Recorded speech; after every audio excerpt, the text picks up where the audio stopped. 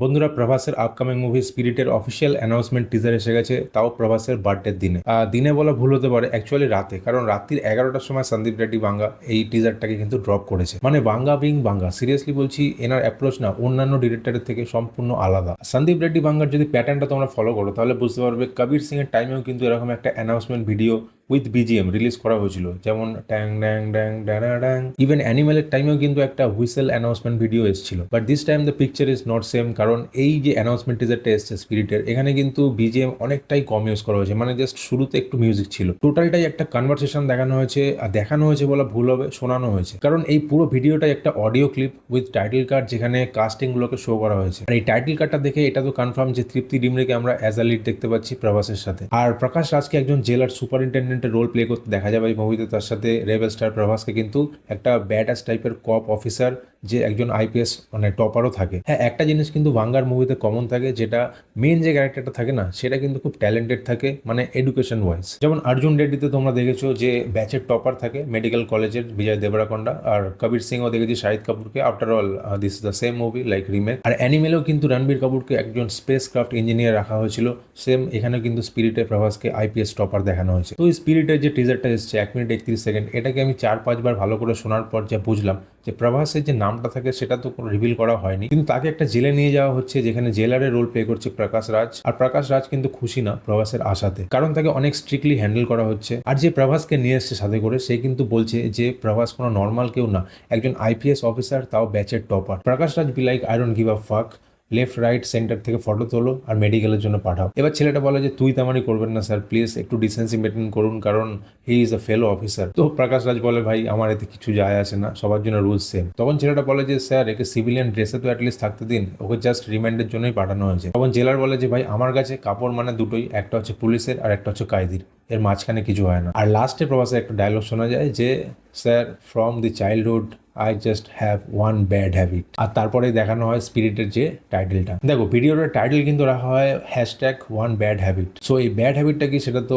Director মুভিতে দেখাবে maybe, but এই টিজার থেকে প্রভাসের কিছুটা হলেও ক্যারেক্টারটাকে কিন্তু আন্দাজা লাগানো যাচ্ছে। যেমন প্রভাস ইউনিফর্ম পড়ুক বা না পড়ুক, এর মধ্যে কিন্তু একটা আলাদাই অ্যারোগেন্স আছে। আর সত্যি কথা বলতে, এরকম অ্যারোগেন্ট ক্যারেক্টার তুমি এক্সপেক্ট করতেই পারো সন্দীপ রেড্ডি বাঙ্গা যখন স্ক্রিপ্ট লিখছে, কারণ তার আগের যে মুভিগুলো যদি তুমি দেখো, অ্যানিমেল বলো, সেখানে কিন্তু রণবীর কাপুরের একটা অ্যারোগেন্ট ক্যারেক্টার ছিল। কবির সিং এ দেখো শাহিদ কাপুরকে, তো এই জিনিসটা কিন্তু একদম সিমিলার। তো প্রভাসের মধ্যেও সেম এলিমেন্টটাই থাকবে, দ্যাট ডাজ মেক সেন্স। কিন্তু প্রভাসের ডাবিং নিয়ে একটু কমপ্লেন আছে ভাই। যখন আমি তেলেগুতে এই স্পিরিটের অ্যানাউন্সমেন্ট টিজারটা দেখছিলাম, তখন কিন্তু ভাই খুব অ্যাকুরেট লাগছিল শুনতে, কিন্তু যখন আমি হিন্দিতে শুনলাম, আমার যেন না কেমন জানি একটা মানে ইনঅ্যাকুরেট লাগছিল, বা মনে হচ্ছিল যে একটু ফোর্সফুলি লাগছে।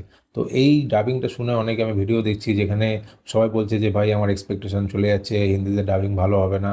তাদেরকে আমি এটাই বলবো, ভাই ইটস অ্যান অ্যানাউন্সমেন্ট ভিডিও, শুটিংও এখনো ঠিকঠাকভাবে শুরু হয়নি, সো জাস্ট একটু ওয়েট করো। এবার যদি অ্যানিমেল আর স্পিরিট এই দুটোর অ্যানাউন্সমেন্ট টিজারটাকে সাইড বাই সাইড রেখে কম্পেয়ার করি, তাহলে এটাই মানে লক্ষ্য করলাম যে অ্যানিমেলের যে অ্যানাউন্সমেন্ট ভিডিও ছিল, ওর মধ্যে যে হুইসেল যেটা ছিল ওটা কিন্তু খুব পাওয়ারফুল ছিল, আর তার সাথে সাথে রণবীর কাপুরের ডায়লগ ছিল অবভিয়াসলি।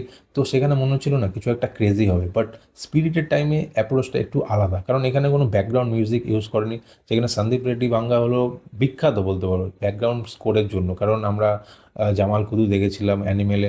তো এই টাইপের জিনিসগুলো কিন্তু এখানে ইউজ করা হয়নি। অবভিয়াসলি এটা ছোট সাইজে, 1 মিনিট 31 সেকেন্ডের, বাট স্টিল বিজিএম আমরা এক্সপেক্ট করেছিলাম যে আরও পাওয়ারফুল কিছু দেখাবে, বাট সেটা দেখানো হয়নি।